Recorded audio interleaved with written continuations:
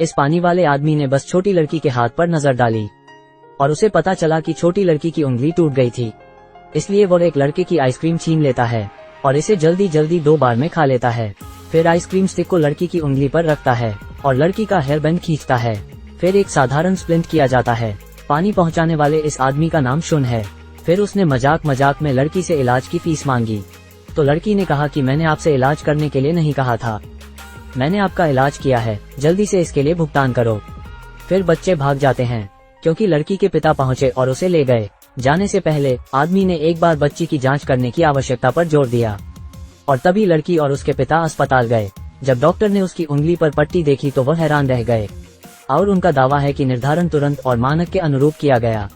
अगर ये थोड़ी देर बाद होता तो उंगली को बचाया नहीं जा सकता था। फिर नर्स ने लड़की को बिस्तर पर जाने के लिए कहा, लेकिन बस कोने के आसपास उसने वो परिचित आवाज सुनी। यह वही आदमी निकला जिसने उसकी उंगलियों को ठीक करने में मदद की। लड़की के पिता बस उसे धन्यवाद देना चाहते थे, लेकिन उन्हें अचानक जोर से खांसी आने लगी और आदमी ने उसके बारे में कुछ अजीब देखा और फिर निदान के लिए अपना हाथ दूसरे व्यक्ति की छाती पर रखा। इस अभद्र कदम को लड़की के पिता ने दूर कर दिया और उन्होंने कहा कि वो ठीक हैं, लेकिन इसमें ज्यादा समय नहीं लगा और लड़की के पिता को धीरे धीरे सांस लेने में दिक्कत होने लगी है।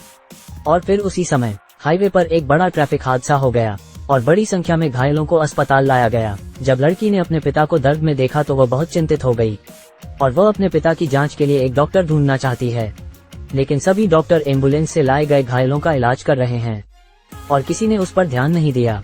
फिर एक बच्चे के स्वभाव से बाहर वो तेजी से चिल्लाई, लेकिन फिर डॉक्टर ने दोबारा काम करना शुरू कर दिया और पानी पहुंचाने के बाद आदमी चुपचाप ये सब देखता रहा। और फिर इस पल में एक दयालु महिला डॉक्टर स्थिति के बारे में पूछताछ करने आए और लड़की के पिता की जांच करने के लिए तैयार हो गई, लेकिन बगल में इलाज कर रहे डॉक्टर ने उसे मदद के लिए बुलाया। बिस्तर से उठने में असमर्थ होने पर उसने अपने सहकर्मियों से पिता को ऑपरेशन के लिए ले जाने के लिए कहा, लेकिन आदमी चिंतित नहीं है और उसने कहा कि हम साथ चलेंगे। लेकिन जब वो लिफ्ट में थे तो लड़की के पिता अचानक बेहोश हो गए। आदमी और डॉक्टर ने जल्दी से उसे लिफ्ट से बाहर निकालने में मदद की।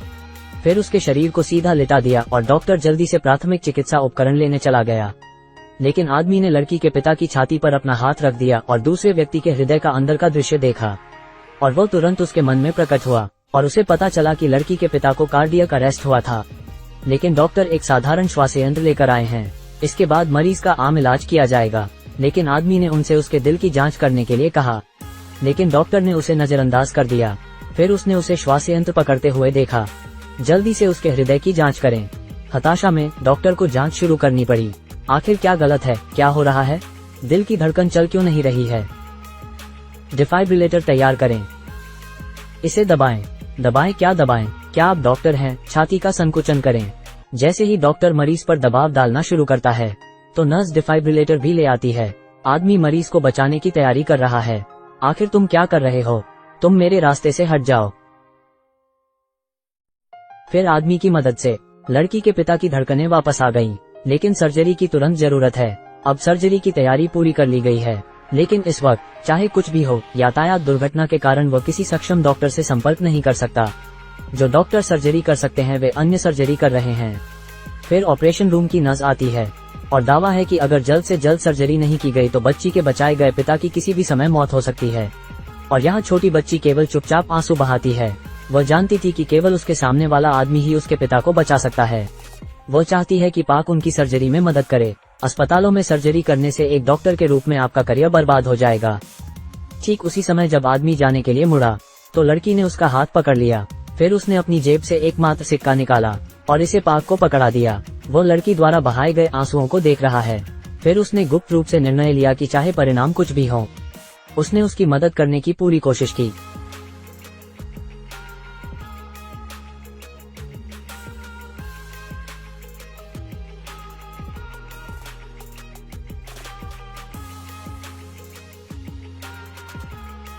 एक मिनट रुकें, क्या आपको इसका अनुभव है?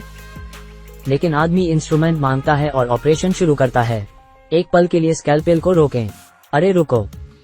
लेकिन आदमी उसकी बात नहीं सुनता और ऑपरेशन जारी रखता है। ध्यान से देखो, चाकू काटने पर खून नहीं बह रहा था। इससे आसपास के डॉक्टर सदमे में आ गए।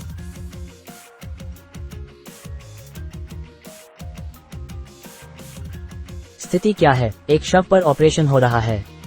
आप इसे काटकर खून क्यों निकाल रहे हैं? मैं भी ऐसा कुछ पहली बार देख रहा हूँ। इससे सब हैरान रह जाते हैं। इस आदमी ने पिछले 5 वर्षों में बड़ी उपलब्धियां हासिल की हैं। एक रहस्यमय संस्थान में बंद, वो अच्छी और बुरी सर्जरी करता था और उसकी सर्जरी की सफलता दर वास्तव में 100% है। उपचार किए जाने वाले रोगी का इलाज एक छोटी लड़की की मदद करने के लिए किया गया जिसे वह कभी नहीं जानता था, क्योंकि वो छोटी लड़की का पिता है। और सर्जरी व्यवस्थित तरीके से आगे बढ़ी। लेकिन इस बार अस्पताल से डॉक्टर वो आ जाते हैं और उन्हें उसे इस अजीब सर्जन के बारे में संदेह था। आप कौन हैं? हमें अपना काम करने दीजिए। मैं पूछता हूँ कि आप कौन हैं? आदमी ज्यादा परवाह नहीं करता और कहता है, जल वितरण करने वाला लड़का, बस इतना ही। इस समय डॉक्टर वू को आदमी पर बहुत अधिक भरोसा नहीं था। उसने नहीं सोचा था कि एक वाटरमैन इस ऑपरेशन को पूरा कर सकता है। प्रमुख नर्स, कृपया ऑपरेशन तुरंत रोकें। और फिर ठीक उसी समय, यदि आप मरीज को बचा सकते हैं तो मैं रास्ते से हट जाऊंगा जब तक मरीज को बचाया जा सके। डॉक्टर वो उनके सामने सर्जरी के लिए सक्षम नहीं है। वह ऐसी जटिल सर्जरी जानते नहीं हैं। डॉक्टर वो, ये सर्जरी कोई ऐसी चीज नहीं है जिसे आप वहन कर सकें। प्रमुख नर्स ने ऐसा कहा। कृपया निश्चिंत रहें। हालांकि वो अनुभाग प्रमुख नहीं है, लेकिन उनका कौशल बहुत शानदार है। फिर ऑपरेशन जारी रखा जाता है। फिर तियान और डॉक्टर वू और सहकर्मी चले गए। फिर उसने बहुत सारे सुरक्षा गार्डों को बुलाया और ऑपरेशन समाप्त होने के बाद आदमी को ले जाने की तैयारी की। ऑपरेशन सफलतापूर्वक समाप्त हुआ, जिसकी वजह से लड़की के पिता भी बच गए। फिर डॉक्टर वू ने ऑपरेटिंग रूम में देखा, लेकिन सर्जरी करने वाला वाटरमैन गायब हो गया था। ठीक उसी समय जब आदमी निकलने ही वाला था, तो डॉक्टर वू ने आकर उसे रोक दिया और आदमी को बेवजह थप्पड़ मारा गया। आप जल वितरण करने वाले व्यक्ति हैं और आप एक मरीज की सर्जरी कर रहे हैं। क्या तुम पागल हो? आदमी उसे समझाना नहीं चाहता था और दावा करता है कि इससे कोई फर्क नहीं पड़ता कि मैं कौन हूँ, लेकिन मरीज का बचना जरूरी था। आप उस तरह की सर्जरी नहीं कर सकते, मुझे अभी ऐसा न करने दें। लेकिन आदमी उसके साथ मजाक करता है और उससे बातें करता है। डॉक्टर हाउ ने अभी उसे मारना चाहा, लेकिन आदमी ने उसका हाथ पकड़ लिया। लेकिन जरा इस पर गौर करें। महिला तुरंत किसी को फोन करती है और यह आदमी के कारण होने वाली सर्जरी का परिणाम निकला। दबाव तेजी से गिर रहा है। दोनों डॉक्टर बहुत घबरा जाते हैं और उन्हें नहीं पता कि क्या करना है। वे मरीज जिनकी आपके लिए सर्जरी होने वाली है, अब दांव पर है। जल्दी से पुलिस को बुलाओ। और ऐसा लगता है कि आदमी ने पहले ही इसकी भविष्यवाणी कर दी थी और वह रोगी की स्थिति का विस्तार से वर्णन करता है और बधिर लोगों की मदद के लिए छोटे समाधान प्रस्तावित करता है। हान के सुइयों जिनके पैर की सर्जरी हुई, उनके द्वारा प्रस्तावित प्राथमिक चिकित्सा उपाय बिल्कुल वही थे जो आदमी ने कहा था। इससे डॉक्टर वू को भी आश्चर्य हुआ। सर्जरी से केवल डायरिया होता है, यह आदमी ने अपने मुंह से कहा। फिर उस आदमी को कुछ लोग पकड़ लेते हैं, लेकिन फिर इस समय अस्पताल से अनुभाग प्रमुख हान पहुंचे। उन्होंने दावा किया कि मेडिकल लाइसेंस के साथ भी अपंजीकृत अस्पतालों में सर्जरी नहीं कर सकते। सौभाग्य से मरीज गंभीर रूप से बीमार नहीं है।